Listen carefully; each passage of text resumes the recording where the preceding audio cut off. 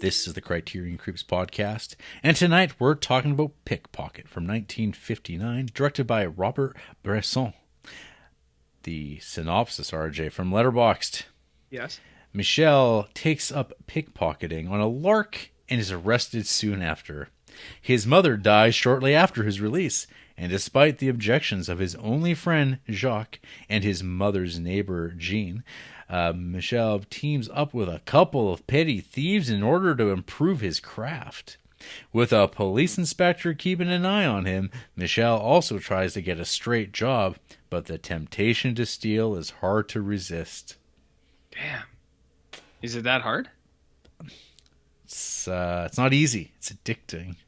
I don't know, man. I'm not stealing right now. It's true, but have you started? Well, I don't really want to get into personal things with you. Okay. So this is our third Bresson movie? Yeah, the first one was Armageddon, and the other one was Tanner 88. Oh, yeah. Yeah. Yeah, I don't know. I have no idea. If you say it's the third one, it's probably the third one. Well, we watched the donkey picture.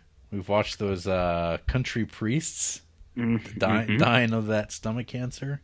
I sometimes forget Country Priest was him as well. Even though, I mean, whenever I'm reminded of it, I go, oh, yeah. Oh, yeah. Oh, actually, the one I always forget about, though, is the first Bresson that we watched, which is, like, very much not like his movies at all, is that Le Dame du Bois de la Boulogne. Le Dame du Bois de Boulogne? Remember? That was a pretty good show. I mean, it was better than I thought it would be. Yes. Yeah. Better than you think. Best way to describe it. It was fine. It was fine. Yeah. So anyway, this is number 3 of a man who directed a bunch of fairly well-regarded movies, and this perhaps the most well-regarded of them all. Allegedly, it's up there. I think the one that most people would go with these days would be A Man Escaped, which is his POW. That's the Vin Diesel one, right? Yeah. Triple X, A Man Escaped. What's that Vin Diesel one? Man on Fire or Man Apart? Man on Fire is Denzel Washington. Denzel? Maybe it's A Man Apart, which is Vin Diesel. No. It's probably based on the same short story. A Man Apart, yeah, Vin Diesel from F. Gary Gray. About a French resistance fighter during World War II, breaking out of prison. Well, I won't read their synopsis, but here's the tagline. Love changes a man. Revenge tears him apart. What? Revenge has never done anything like that, ever. So, you can see why I connected those dots for you, bud. So, Pickpocket. Yeah. My history with this movie is... So, this is an early buy for me on DVD. Because on a lot of the best films in the Criterion Collection... All these, a lot of directors talk about this movie, particularly one Paul Schrader, the screenwriter of Taxi Driver, and yeah, that guy. He talks a lot about transcendental cinema, and he talks about this Rob Bresson guy a little bit. He talks about Yasujiro Ozu, in that Carl Theodore Dreyer. He likes those guys. Yeah, I mean that shows. And I think Pickpocket is like the blueprint to a lot of Paul Schrader. Yeah, I can see what you mean. Yeah. He even has a 15-minute little interview that is on the Criterion channel as well, and on that old DVD of mine. Just on the DVD, or in like I'm sure whatever Criterion versions there exist now. Maybe I don't know if this is on Blu-ray or not. I think now that you've seen the poster, that's the Criterion. That is the Criterion cover. That one, it actually is. It's like this. Yeah, that's okay. Yeah, that's a spoiler, right? It is, but also I have a little issue with that scene because some of the way that these guys are contorting their arms doesn't seem feasible through human kinesiology. Do you know what I mean? Well, I mean, if you understand how elbows work, it's fine. kind of like you ever seen The Empty Man? It's kind of the bone structure of something like that film. Okay, like of a giant eldritch horror skeleton. That's how they're moving their limbs. And if you didn't notice, I would recommend watch it again so that you can see that is how these men are moving. I don't need to, because I understand that people have elbows. Yeah, there's elbows. And there's questions of close-ups and foreshortening that might be confusing you especially when they're under clothing. Yes. Yeah, 100%. It's complex. It's a complex text. It's got layers, buddy. So, Pickpocket, a movie that sounded really interesting to me about a loner who takes it upon himself to embark on crime, and sort of, if I remember correctly, for my first time watching it, I was like, this sounds like a fantastic movie. And I, at one point, would have put this on, like, best movies ever that I had seen at that point when I bought this on DVD, 2004, maybe later than that, 2005, 2006, when this movie came out on DVD. It was a very big deal because it was the best that this movie had ever looked. And I heard so much about it. And then this Bresson guy and Paul Schrader, who I was still a fan of, even though his later films have maybe left me cold, including that first Reformed movie that everybody loves, which is, Diary of a Country Priest 2.0. And if you want to think about Pickpocket, you got Travis Bickle with that Taxi Driver, which is Pickpocket 2.0, maybe. Allegedly. So anyway, this movie starts off with this Michel guy gazing out behind those big eyes of his, and he's got a scheme he's going to go on. He's going to pick some pockets. He's going to pick some purses. And man, RJ, I don't know about you, but there was this felt very erotic, the way that he was fingering at this woman's purse, this leather purse, and like playing with this latch to lift it up and open it up without her knowing it, watching the horse races, and slip his hand in and slip it out as she turns around and slip it away into his pocket. And everyone turns away, and he got away with it. And we have an inner dialogue describing how he was walking on air, how excited he was, and like he was getting this rush. But then there's these two men walking up behind him, and just as they reach him, it kind of crossfades to him riding in the back of a police car. He has been caught. He's being smacked down by the law, who frowns for now upon a pickpocket, a low-life little thief. How dare he steal someone's hard-earned money, perhaps. But he goes to the police station, and it's inconclusive. They can't prove where this money came from. I'm not sure if it's because if this woman reported that the money was stolen, or if there's an assumption made, or if they just picked him up randomly. It's hard to say. The film doesn't bother with that. It's more about the experience of having done something wrong, and then the police actually grabbing you, but then a failure to have a case. They have to give you the money back that you've stolen, and you get to walk out of there free. Is that how the legal system works now? Some might say that. Oh, just in certain pockets of the world? Certain pockets. Mm-hmm. Okay. So we kind of get introduced to Michel's room, which is a prominent setting of this film. He's often he is out on the streets or in subway stations or subway cars, picking pockets, or he is lingering in his very blank office, his room. That's just like, there's nothing, there's no art on the walls. There's a bed. There's the little like floorboard or a baseboard that he's removed where he kind of hides his little stash of stolen watches and wads of cash. He seems to eat out all his meals, maybe out of necessity. Well, I know a lot of guys like that. You ever meet anyone who's never made a meal for themselves? I don't know.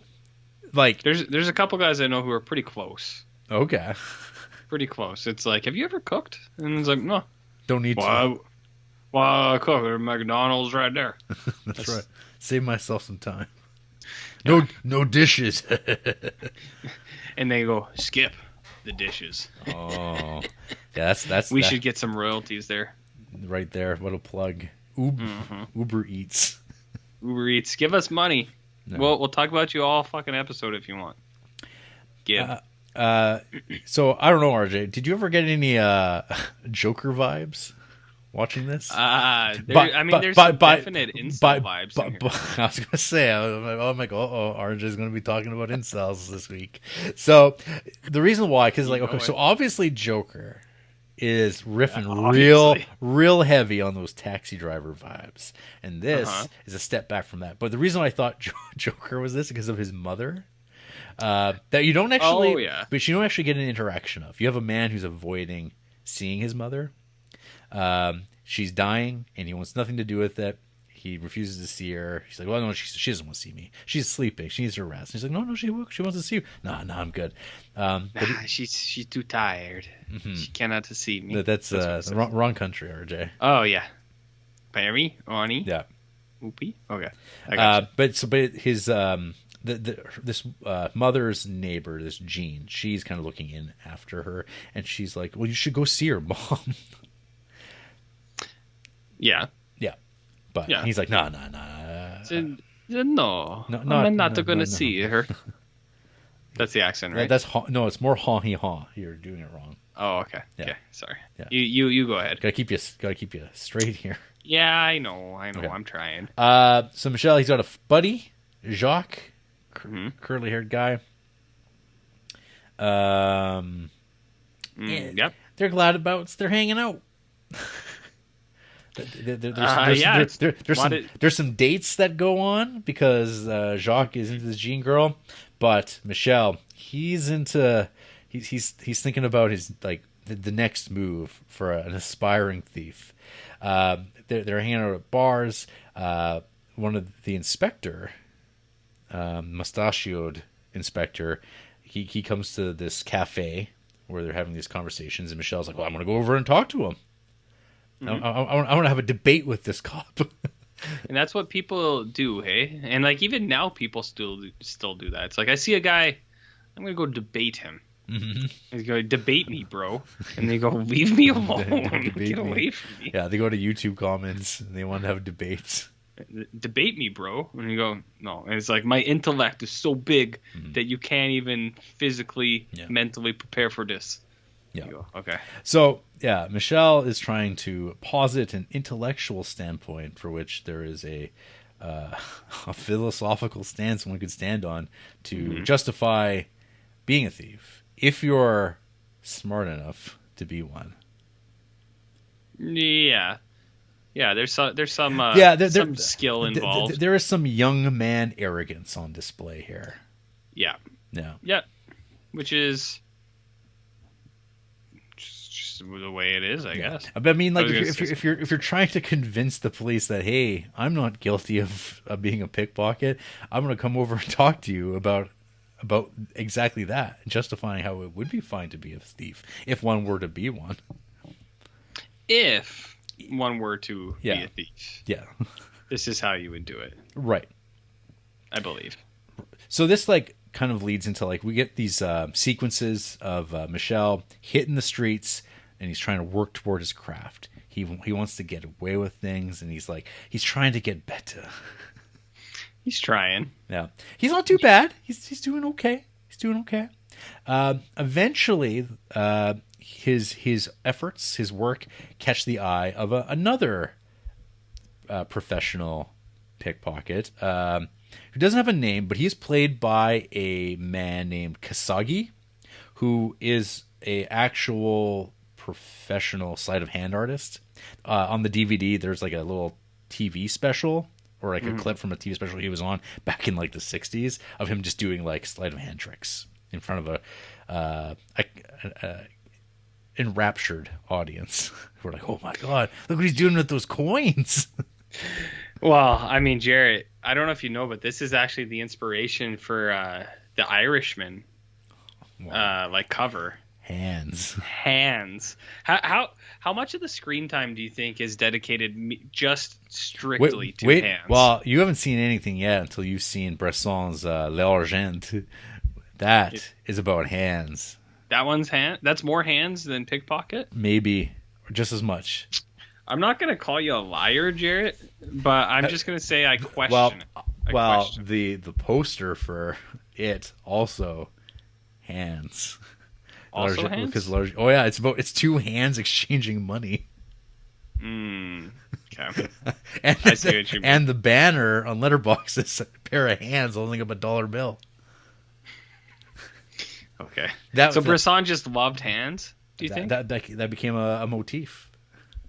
A motif or a fetish? Do you think people talk about I don't think Bresson's hands the same way they talk about Tarantino's feet? No, they don't. 'Cause there's something else going on. Because it's about ladies' feet. And he's rubbing them in people's faces. And you're like, what's going on here? These hands are like, it's about movement. And there's a purpose to the hands as a point of exchange. They're relatable. They're things that we've watched and we've seen. The hands are relatable? Yeah, you've watched people's hands before, right? You've washed your hands, right? Yeah. You've got to look. Sometimes you got to look at your hands, make sure you get it all.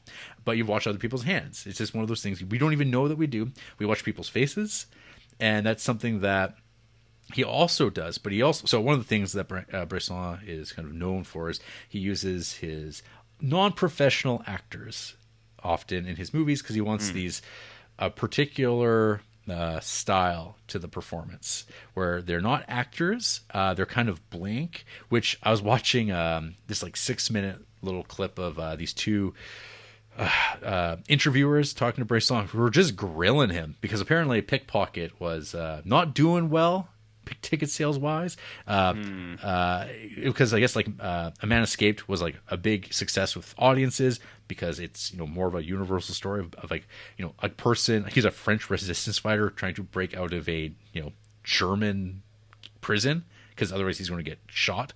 So obviously there's like there's a drama to it that people are rooting for. It's a little bit heroic to get out of jail. This is about a man who's stealing, and he's going to go to jail. It's kind of like, and then he does go to jail. Spoilers. And you're like, that's like, people aren't about that.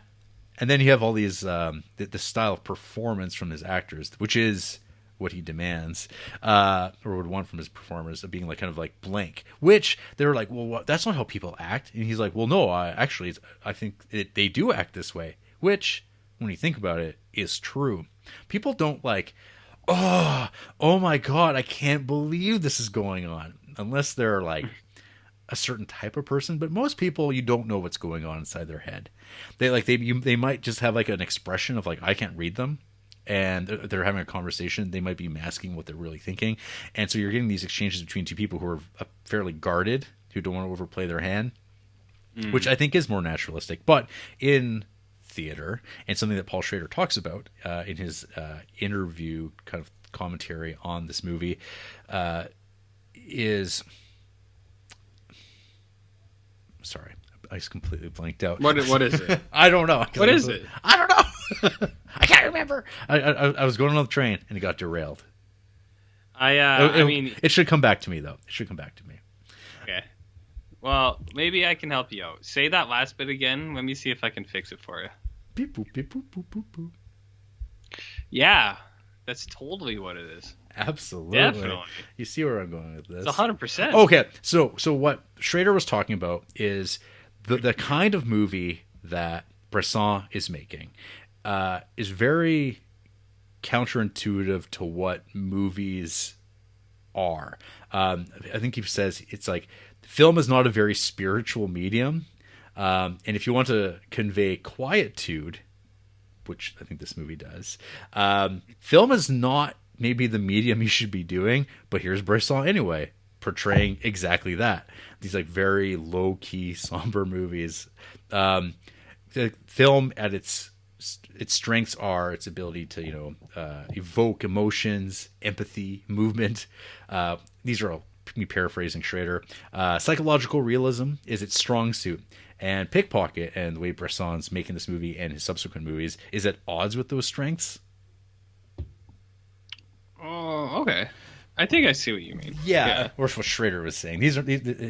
Oh. So apparently he saw this movie in 1969, and he just wrote about it for 2 days afterwards. He was a critic at the time. He was doing film criticism for a paper, and he watched this, and it's stuck in his head because it's like, this isn't like anything else. This is so unique in the way it's making the movie, because he compares it to Sam Fuller's film Pick Up at South Street, which is kind of also about like a pickpocket, but that movie is very like fist in your face, sticking it to the commies. There's dames, there's poor old ladies getting killed in their bedrooms. It's a very pulpy American movie, a very good, enjoyable movie in itself.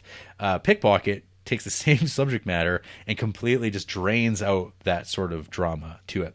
But I will say, this is kind of jumping ahead, but I'll say, okay, getting back to that plot, when he meets the better pickpocket, there's a montage. There's a training montage here in this movie. There's a training montage? Set to some music, because there's no music really in this movie except for like key moments where it does come in, and it's kind of like him learning how to like be more graceful in how he works his way around a jacket. There's no thing where I kept thinking in my mind, like, what movie or TV show is it with the bells? Like, you have to like practice with like bells on. That's Gypsy Code, buddy. Okay, I got to tell you, this is actually crazy. So the bell training, what you're actually thinking of is Teenage Mutant Ninja Turtles. Okay, I was like, why am I thinking about bells? Yeah, and that's where. And then because they're trying to get Kato into the Foot Clan, and it's like, you got to do the bell test, and then they do the smoke bomb, and then Raphael comes in, gets every single bell, gives them all to Kato, and he's like, "Did I get them? Did I do enough?" And it was just like, yeah. So this might be the first time, and maybe last time, or the beginning of talking about Ninja Turtles and Pocket. I could relate Ninja Turtles, 1990 Ninja Turtles, to any Criterion, anything. Criterion, real life, whatever. Wages of Fear. Go. Wages of Fear? Well, do you know when Shredder goes into the garbage truck? Yeah. The weight of the situation is not unlike. But it's not. You give me more time with Wages and Fear, and I can do it. You got a week, my friend. I can connect anything to Ninja Turtles, but I think that's exactly the scene you're thinking of. And I think his name is Kato, but maybe I'm just misplacing that. Perhaps. I think it's Kato. Or am I thinking of the comic book? Teenage Mutant. My goodness. Anyways. I'll look this up. Okay, so we get a montage of him getting better at thieving, and then we start getting these like kind of more complicated takes of him trying to do it. He's also continuing to build these his mother dies, should be noted. Off camera, he goes to the funeral, which of course like would maybe add to the acceleration of his choices that he's going to be making. Jacques and Jean, they're like hitting it off, and he's like kind of practicing his craft on the side, almost getting caught, getting more ambitious with these like ring tricks, or not ring, but the watch, how to get a wristwatch off of somebody who's standing right there walking by you, and how to pull it off, and like, oh sorry, and do it effortlessly. He's working little angles here and there. He continues. He's continuing these conversations with the inspector over this book written by George Barrington about like the art of pickpocketing. It's something like that. Yeah. I can't remember what it is, but it's something like that. Yeah. I think so. But yeah, I remember the guy's name, but I can't remember the name of the book. And they're discussing it. And again, these conversations continue on about, I guess, whether this is like boat getting caught, essentially. Or not getting caught, or like doing these things at all and justifying them, and like being coy. It's he's trying to like play this, but the cop's kind of like, yeah, I don't know, I don't want to be your friend. Like, don't give me the book, I don't need it. Yeah, I mean, what would you do? Would you take the help or would you turn it down? Well, because it's not about that. Because what he's really doing is like, hey, while you're here talking to me, I'm going to send my officers to go search your room because we are trying to arrest you. It's like Heat. It's like Al Pacino and Robert De Niro. Heat. Like Heat. I had a real issue with this guy going into his room a lot too because maybe he should. Maybe one of my notes here was doors being left open. Yeah, all close your the fucking time. door. That was my thing. He like goes in his room. Now, he doesn't even close his door to access his little cubby hole, and then he just like closes up and he walks out and he doesn't even close the door. It's like, what apartment do you live in that you're comfortable enough just leaving your door open? Like, I know he doesn't have any things, but it's like you don't want someone just sleeping in there. Well, I mean, he's like, fuck it, maybe this is part of the psychosis, the drive to want to be caught. Because he's leaving his door open. He wants he wants to be stopped. Maybe he might. Not unlike Ernie Reyes Jr. in Teenage Mutant Ninja Turtles 2: The Secret of the Ooze, playing the character named Keno. Ah. So I said Kato. You fucked up. I was close. So Keno is pretty close.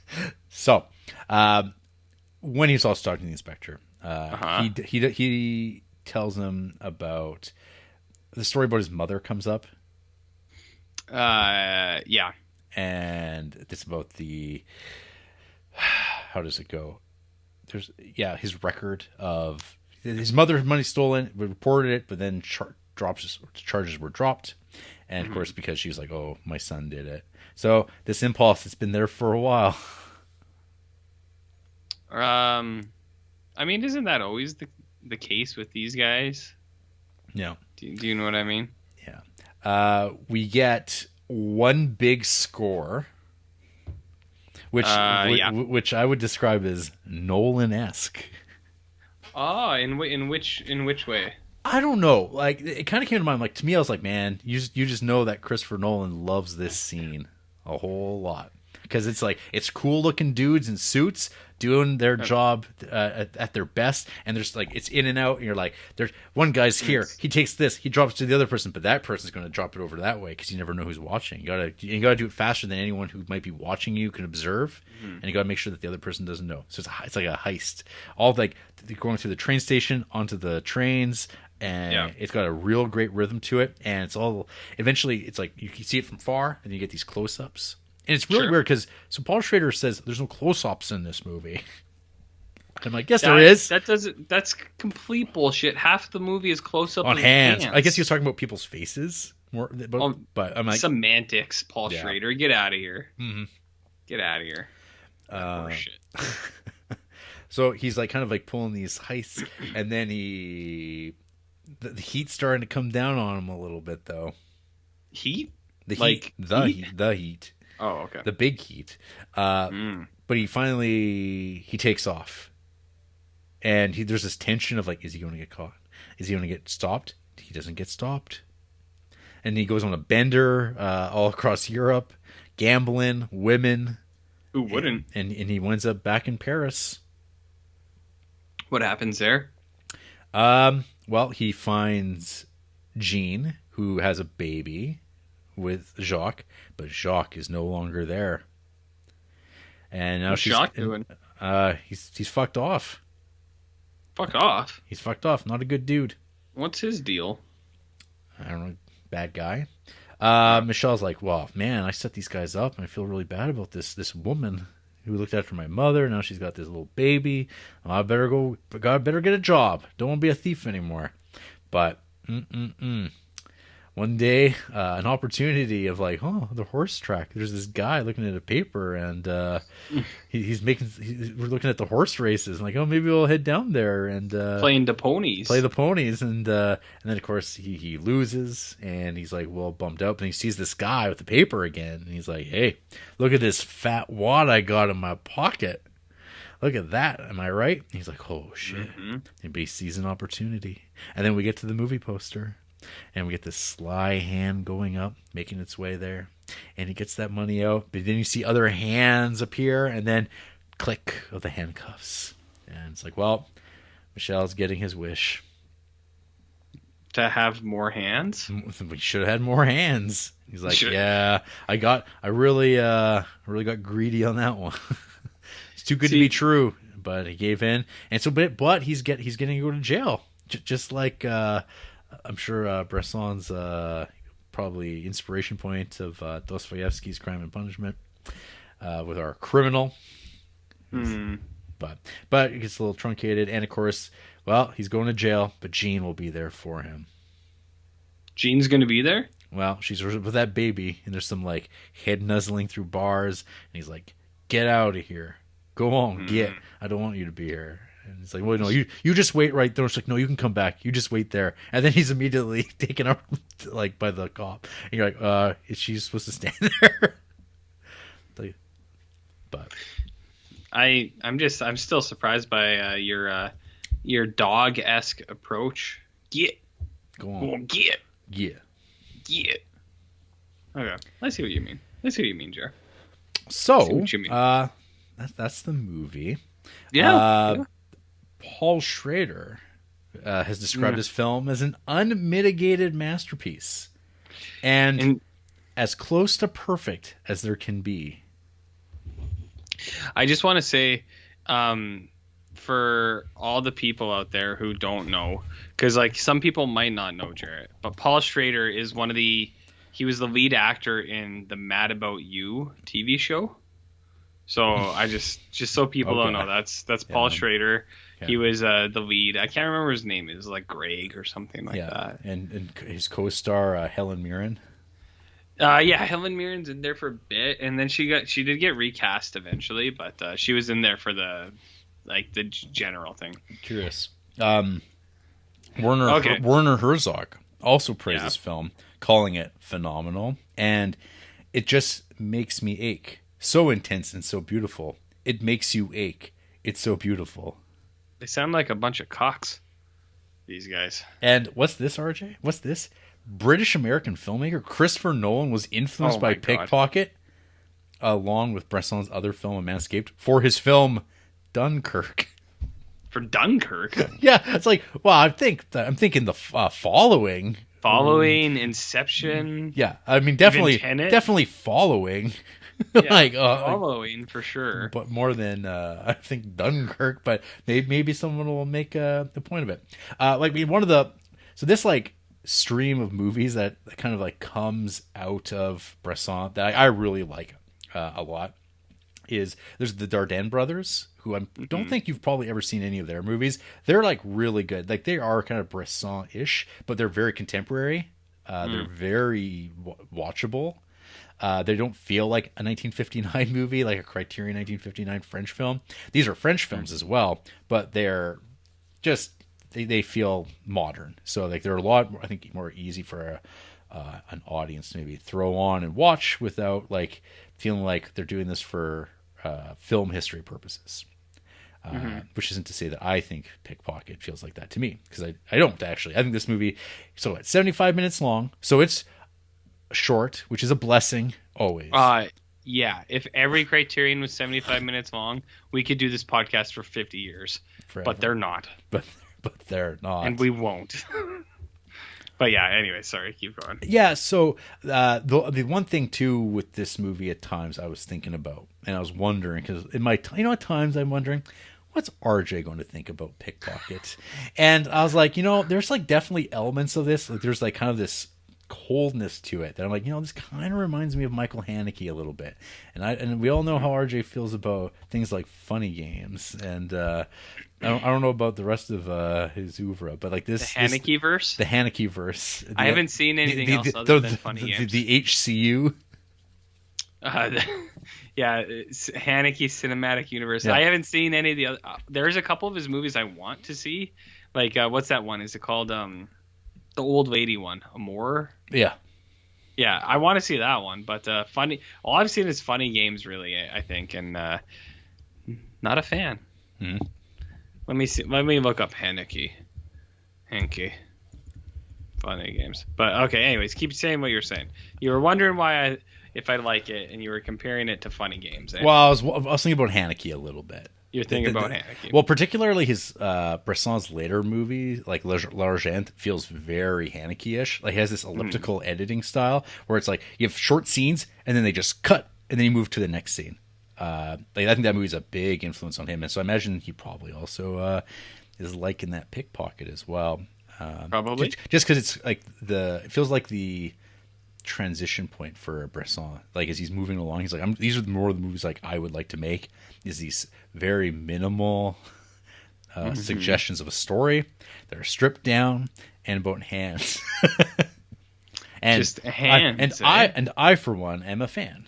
Of hands? Of hands and pickpockets. Maybe not as a lifestyle choice, but yeah, this movie I think is very good. Okay. And it's been, like, again, I've only seen it twice now, but watching it again, I don't know if I would call it an unmitigated masterpiece, but I think it's definitely belonging, of course, in the Criterion Collection, because why not? Sure. It's no Alcazar Balthazar for me, which I think is my favorite of his that I've seen, but this would be probably number 2 until I watch more of his stuff, which I've only seen like 5 of. And that includes... Well, we might have a ban on him too soon. Ooh. Just like Antonio. No, I'm just kidding. I'm just kidding. I'm just kidding. But no, okay. I know you like the donkey show. The donkey picture. Yeah, the donkey picture. I know you're a big fan of that bad boy, which is good. But yeah, so I mean, that's kind of what I've got to say. RJ, what did you think of Pickpocket? Well, I mean, the first thing, which you've already addressed, I saw that hour 15 and I went, whoo! Chef's kiss. I went, whatever this is, I don't even fucking care. I said, I'm on board with it because I can bang this out in a sitting easy. Which I know people are like, well, you can't watch movies in a sitting. It's like, well, if it's 4 hours long, no, you can't. But yeah, I saw that and I was like, nice. And I have actually heard of Pickpocket a bunch. I mean, it's just one of those. It's a title that sticks out, and a lot of people talk about it. Clearly, as you have pointed out. So I was like, okay, I know about this Pickpocket. I mean, I don't know a lot about it, but I've heard of it and all that.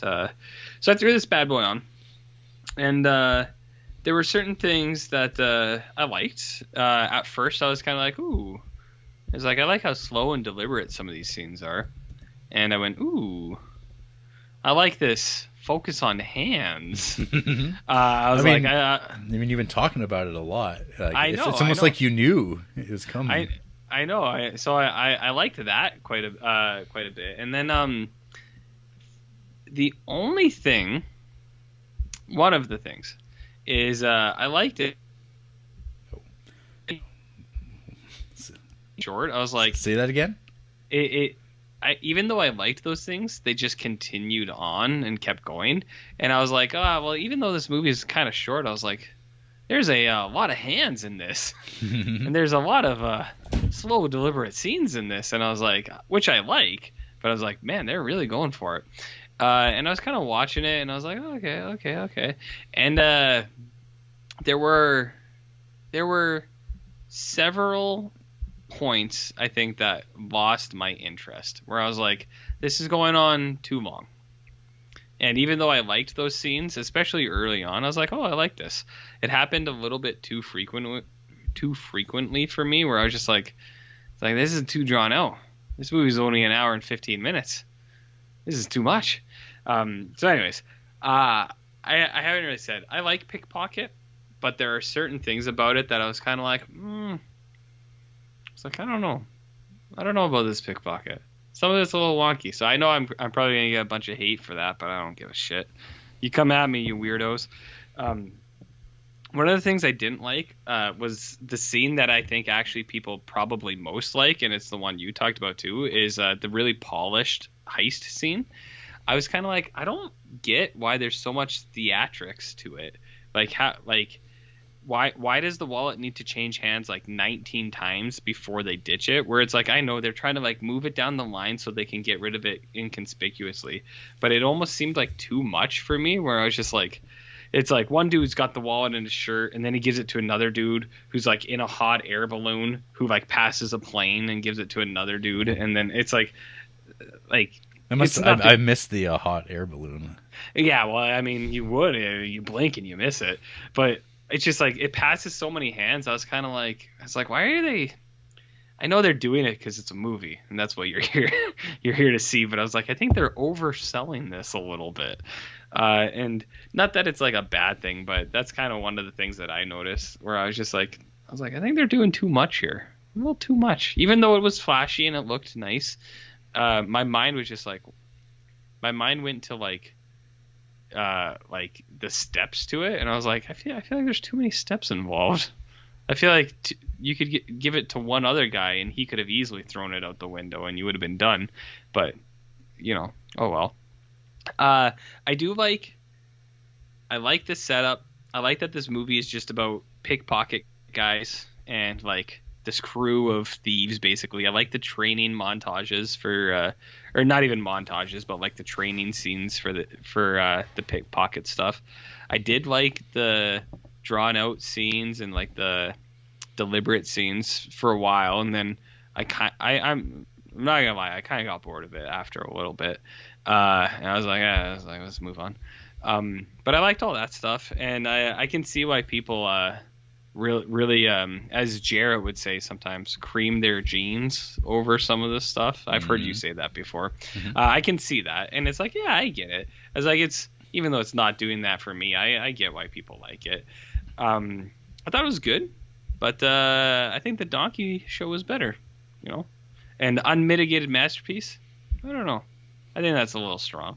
It's a good show, but in his opinion, man, in my opinion, man, I think it's a good movie, but I don't think it's nothing to write home about.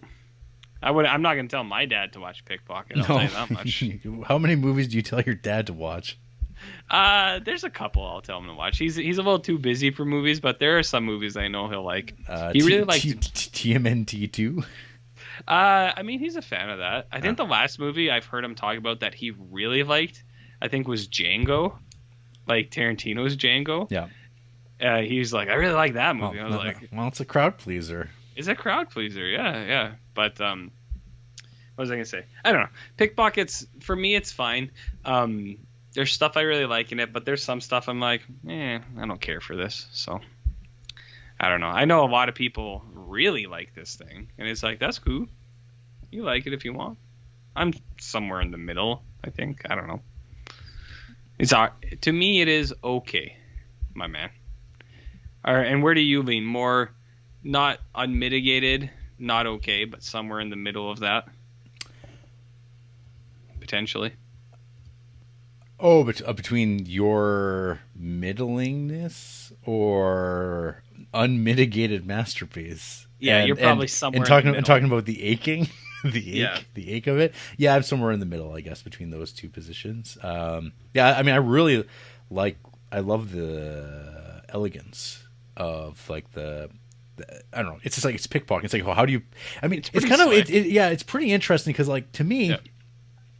It feels like this is like a no-brainer in terms of how would you depict pickpocketing in a movie. Yep. And we're going to hone in on that.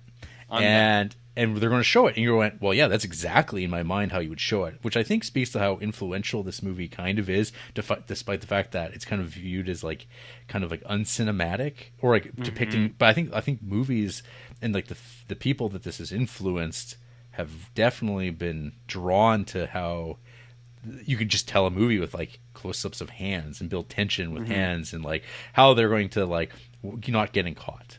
And like that moment of like there is like an erotic thrill that guy's getting because maybe he's a pervert. He's a little because he's I don't know, like when I was talking about that person when he opened it up at the beginning, and the rest of it is just like he's slipping his hands up in people's coats. And but it's all about like the reward of that money, which he's not even seems to be spending. He just like takes it and throws it into a hole in the wall. There's a thrill to it. Yeah, but he also wants to be punished. He wants to be caught, And he's like going to a police officer and saying, "Hello, I'm a pickpocket, but am I? You don't know. You don't know about it. You can't find the proof because but I left the the baseboard open, and I left my room door open and they know where I live because he wants to be caught.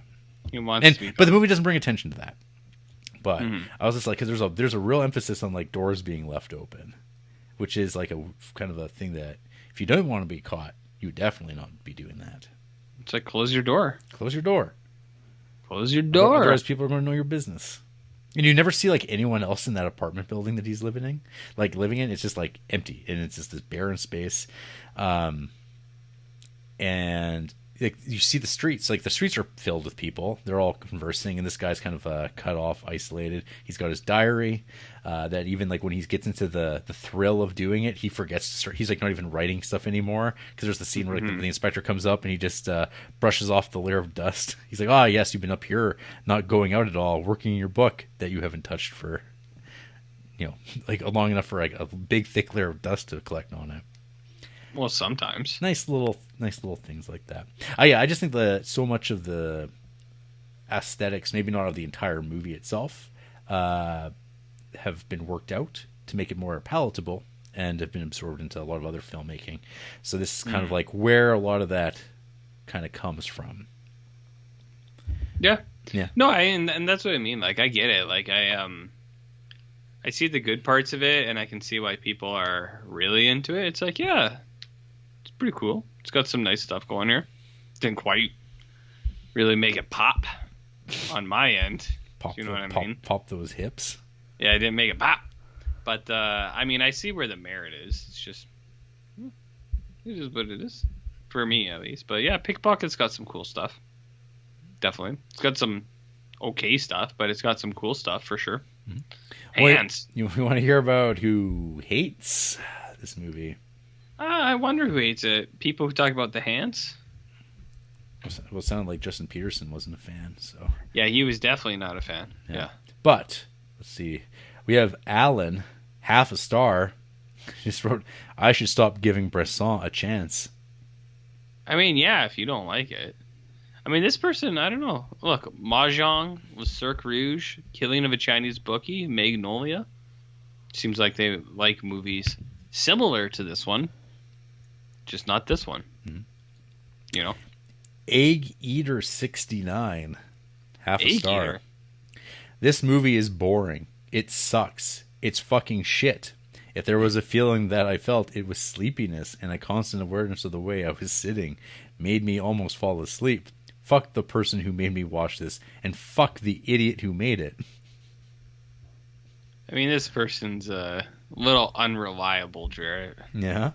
They gave Rocket Man 5 stars. You know, Roma 5 stars, Run Will Run, Kung Fury 5 stars. Just like, I see what you're doing here, buddy. Yeah? They're, well, I mean, I see what they're doing, buddy. Half-star films include Tree of Life, Man on the Moon, Pickpocket, Zack Snyder's Watch. No, thank you. I'm assuming that was Watchmen. Yeah. Okay. Yeah, it was Watchmen. One more. Joseph Jones, half a star. A wooden cipher becomes addicted to a life of petty crime. Of all the greatest filmmakers of all time, writer-director Robert Bresson is emerging as my least favorite. His so-called minimalist style is stultifyingly boring, lacking rhythm and depending too much on telling rather than showing.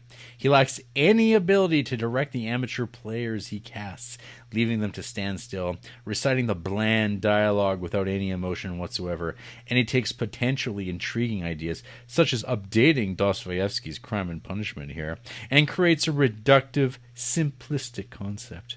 The great irony is that this supposed spiritual artist creates movies that are pretty much torture to sit through. This guy's a torture to me.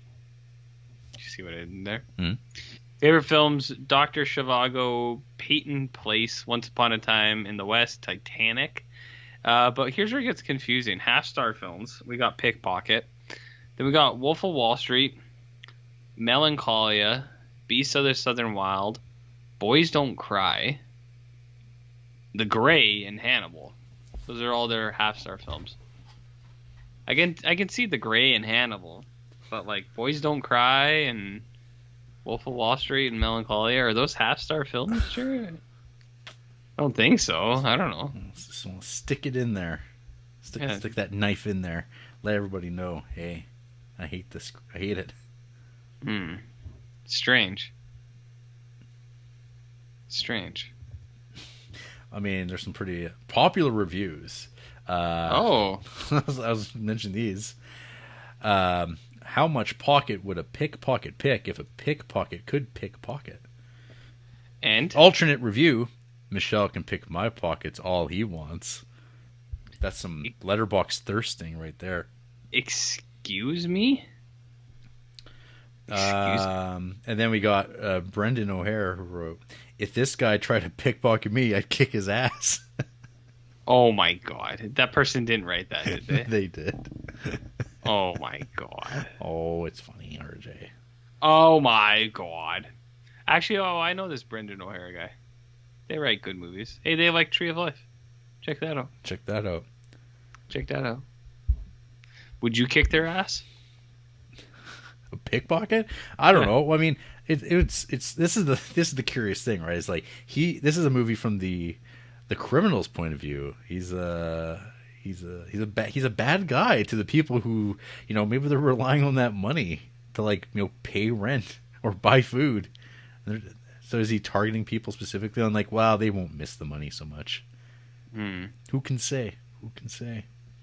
Who knows? Maybe that's their last couple bucks. This is it's not like they're stealing that wallet with that tap on their debit. They're taking that money. They had to go to the bank to get that out. Maybe that's it. I don't know, how well was the economy of 1959 France doing? You'd just be rob, silly. I mean, it was pretty good. It was mostly cream based. Was it robust? It was a different word. It was girthy. Girthy. Yeah. That's a word similar to robust, no? Yeah, I don't know if I hear that in corporate speak so much. Politicians, I don't think they're talking about things being girthy. Say, our business plan has girth. Mm-hmm. Yeah, room to grow. Girth and heft. Girth, heft, and I'm not going to lie to you. Volume. Volume. Yeah. Intense. Very intense. Wow. We have a very intense plan with girth and volume. Well, I know. I mean, I know some do. Some do. Well, any final thoughts on this pickpocket? I mean, I think it's fine. Yeah, it's a good show. I don't love it as much as everyone else seems to, but it's just my opinion, man. Brah. After the break, RJ's going to jail for his taste in movies. Hey, if they but don't worry, don't worry. Your Andrea will come, maybe with the cat even, and both cats, and be holding him up to the cell, and be like, "Oh, nuzzle the kitties." She's not gonna visit me, dude. She's gonna move on. Yeah, she's gone. She's man. out. Day She's out. one. You're gonna come back to an empty bedroom with a cross on the wall. Right in your little diary. You even got a little diary. You got your little notebook. My little pad. I say your little observations. Dear diary, here's a time code. I hate my life. Criterion ruined everything. The only mistake was meeting Jarrett Duncan. I'm the inspector. You shouldn't have mocked me. You shouldn't have been wanting to be caught. I don't see you more as the inspector. I see you more as do you know Kino from Ninja Turtles? I think I've heard of him. He's a pizza delivery guy. I see you more as that. Just a little bit. Yeah. That is. We're all foot soldiers at heart. Well, yeah. Kinda. Lock your doors, people. Come on.